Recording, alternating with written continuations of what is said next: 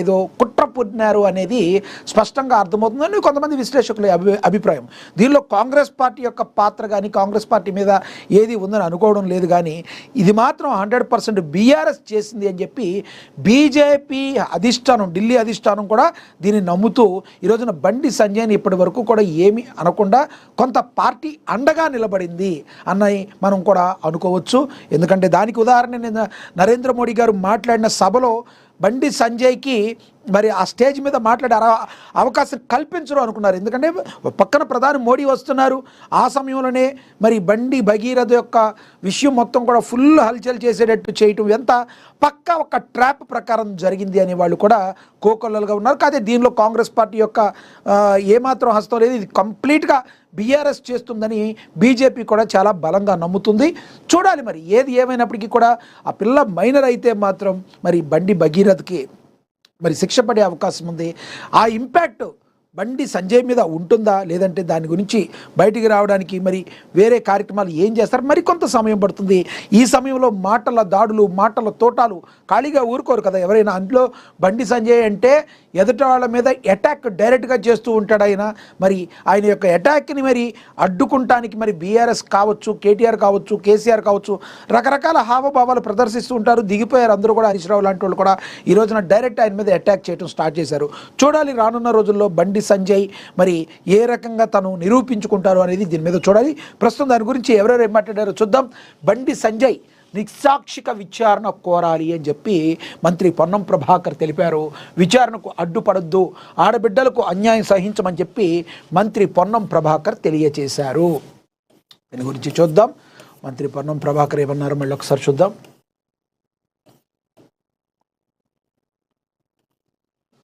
కేంద్ర మంత్రి బండి సంజయ్ తనయుడు బండి భగీరథ్ కేసుపై మంత్రి పొన్నం ప్రభాకర్ సంచలన వ్యాఖ్యలు చేశారు. బండి కొడుకుపై వచ్చిన ఆరోపణల విషయంలో తెలంగాణ ప్రభుత్వం ఎలాంటి కుట్రలు, కక్ష సాధింపు, వివక్ష చేయడం లేదని మంత్రి పొన్నం తెలియజేశారు. కేంద్ర మంత్రిగా ఉన్న బండి సంజయ్ తన కుమారుడిపై వచ్చిన ఆరోపణలపై నిష్పక్షపాతంగా విచారణ కోరాల్సిందని ఆయన అభిప్రాయపడ్డారు. అలా చేయకుండా కుట్రలు చేస్తున్నారని చెప్పి సానుభూతి పొందే ప్రయత్నం చేయడం సరికాదన్నారు. అసలు ఆ అమ్మాయి బండి సంజయ్ని కలిసిన విషయం వాస్తవమా కాదా, అమ్మాయితో మీ కొడుకు తిరిగిన విషయం వాస్తవమా కాదా అని ఆయన ప్రశ్నించారు. ఆ విషయాలను నిరూపించి నిర్దోషిత్వాన్ని నిరూపించుకోవాలని సూచించారు. చట్టం తన పని తాను చేసుకుపోతుందంటూ పొన్నం ప్రభాకర్ స్పష్టం చేశారు. ఇక్కడ ఎవరిపైనా వివక్ష చూపించలేదని చెప్పారు. తెలంగాణ ఆడబిడ్డలను కాపాడే బాధ్యత ప్రభుత్వంపై ఉందన్నారు. ఇలాంటి చర్యలు జరిగితే ఆడబిడ్డలకు ప్రభుత్వం అండగా ఉంటుందని హామీ ఇచ్చారు. ఇక సామాజిక వర్గాన్ని రాజకీయం చెయ్యవద్దని, అమ్మాయి కూడా బండి సంజయ్ సామాజిక వర్గానికి చెందిన అమ్మాయి అని చెప్పారు. మోదీ పర్యటన వల్ల కొంత ఆలస్యమైందని ఇప్పుడు విచారణ కొనసాగుతుందని చెప్పారు. ఈ వ్యవహారంలో ఎలాంటి ఒత్తిళ్లకు తలగ్గకుండా విచారణ చేయిస్తామని హామీ ఇచ్చారు. బండి సంజయ్ని ఎంపీగా గౌరవిస్తామని, కానీ ఇలాంటి వ్యవహారాల్లో విచారణ జరగాల్సిందేనని స్పష్టం చేశారు. విచారణ జరగకుండా అడ్డుపడితే ప్రజాస్వామ్యం దాన్ని గౌరవించదని వ్యాఖ్యానించారు. సీఎం ఆదేశాల మేరకు పోలీసులు పూర్తి స్థాయిలో విచారణ చేపట్టి దోషులను కఠినంగా శిక్షించాలని మంత్రి పొన్నం ప్రభాకర్ అయితే తెలియజేయటం అయితే జరిగింది. ఇక అని మంత్రి పొన్నం ప్రభాకర్ స్పష్టం చేశారు. నిష్పక్షపాతంగా జరగాలి, మేమైతే చట్టం పని తాను చేసుకుపోతుంది, వివక్ష అనేది ఉండదు అని చెప్పి మంత్రి పొన్నం ప్రభాకర్ స్పష్టం చేశారు. బండి సంజయ్ కొడుకుపై ఫోక్సో కేసు, మరి రామచంద్రరావు రియాక్షన్ కూడా ఉంది. బీజేపీ రాష్ట్ర అధ్యక్షులు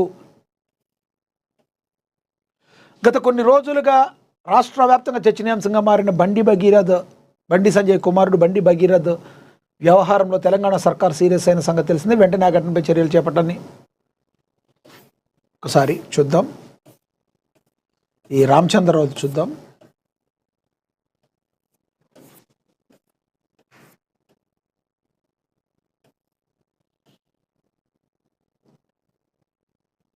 ఎస్, ఇదే కొన్ని రోజులుగా రాష్ట్ర వ్యాప్తంగా చర్చనీయాంశంగా మారిన కేంద్ర మంత్రి బండి సంజయ్ కుమారుడు సాయి భగీరథ్ వ్యవహారంలో తెలంగాణ సర్కార్ సీరియస్ అయిన సంగతి తెలిసిందే. వెంటనే ఈ ఘటనపై చర్యలు చేపట్టాలని ఇవాళ ముఖ్యమంత్రి రేవంత్ రెడ్డి అధికారులకు ఆదేశాలు జారీ చేశారు. దీంతో రాష్ట్రంలో సంచలనంగా మారింది ఈ వ్యవహారం. అయితే మే 8వ తేదీన బాధితుల నుంచి ఫిర్యాదు వచ్చిన పోలీసులు ఎందుకు చర్యలు చేపట్టలేదని సీఎం నిలదీశారు.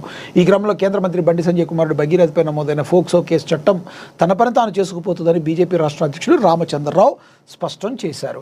ఈ ఘటన కేవలం బండి సంజయ్ ఫ్యామిలీకి సంబంధించిన అంశమని, బీజేపీలో జరిగింది కాదని తేల్చి చెప్పారు. సోమవారం మీడియాతో మాట్లాడిన రామచంద్రరావు బండి భగీరథ్ కేసుతో బీజేపీకి ఎలాంటి సంబంధం లేదని క్లారిటీ ఇచ్చారు. కొంతమంది అనవసరంగా ఈ విషయాన్ని బీజేపీకి అంటగడుతున్నారని తీవ్ర అసహనం వ్యక్తం చేశారు. బండి భగీరథ్ కేసులో బండి సంజయ్ కుటుంబ సభ్యుల ప్రమేయం ఉంటే విచారణ జరిపించాలన్నారు. ఇది న్యాయపరమైన అంశమని, ఈ విషయంలో చట్టం చేయాల్సిన పని చేస్తుందని రామచంద్రరావు స్పష్టం చేశారు.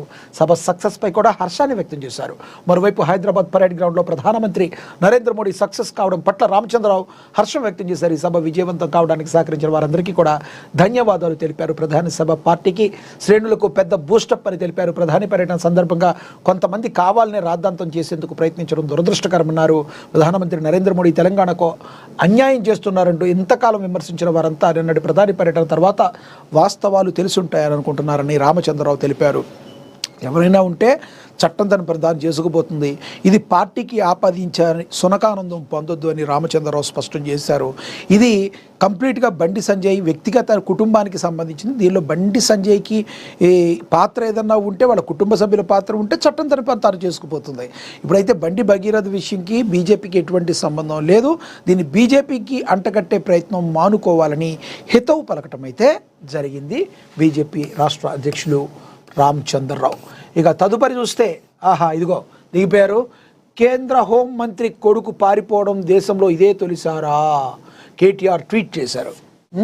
మరి కేటీఆర్ గారు ఊరుకుంటారా? ఆయన్ని డ్రగ్స్ తీసుకున్నావంటూ అదంటూ ఇదంటూ వాళ్ళు కూడా మాట్లాడారు కదా. మరి ఎట్టగైతే కేటీఆర్ గారు కూడా చెలోక్తులు విసురుతున్నారు. ఏం మాట్లాడారు ఒకసారి చూద్దాం.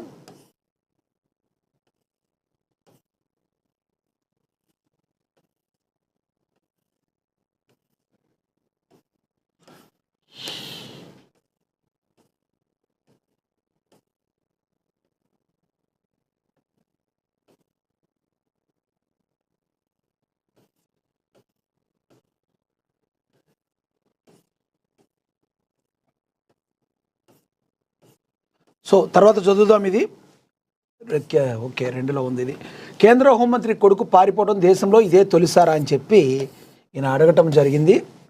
ఇక్కడ ఉంది, ఇది దీనిలో ఉంది, చూద్దాం. ఎస్, దేశ చరిత్రలో కేంద్ర హోంమంత్రి కొడుకు పరారీలో ఉన్నాడని చెప్పడం ఇదే తొలిసారా అని BRS working president KTR X ద్వారా ప్రశ్నించారు. విచారణ అధికారి స్టేట్మెంట్ నేపథ్యంలో బేటీ బచావో అంటూ కేటీఆర్ ట్వీట్ చేశారు. మరి ఇది 100% బేటీ బచావో అనేది ఉండాలి, ఇది ఏం జరుగుతుందో తెలియాలని చెప్పి కేటీఆర్ ట్వీట్ చేయడం జరిగిందని పరిశీలించారు. ఇక తదుపరి న్యూస్ చూద్దాం. తెలంగాణ మహిళా కమిషన్ చైర్పర్సన్గా గద్వాల విజయలక్ష్మి, సభ్యురాలుగా శ్రీకాంతాచారి తల్లి శంకరమ్మ, చాకలి ఐలమ్మ, మనవరాలు శ్వేత. రాష్ట్ర మహిళా కమిషన్ అధికారికంగా పూర్తి స్థాయిలో పునరుద్ధరిస్తూ ప్రభుత్వం ఉత్తర్వులు జారీ చేసింది. అత్యంత కీలకమైన మహిళా commission chairperson greater Hyderabad municipal corporation GHMC మాజీ మేయర్ గద్వాల విజయలక్ష్మి ప్రభుత్వం నియమించింది. ముఖ్యమంత్రి రేవంత్ రెడ్డి నేతృత్వంలోని కాంగ్రెస్ ప్రభుత్వం మహిళా సంక్షేమానికి పెద్దపీట వేస్తూ ఈ కమిషన్కు పూర్తి స్థాయి పాలక మండలిని ప్రకటించింది.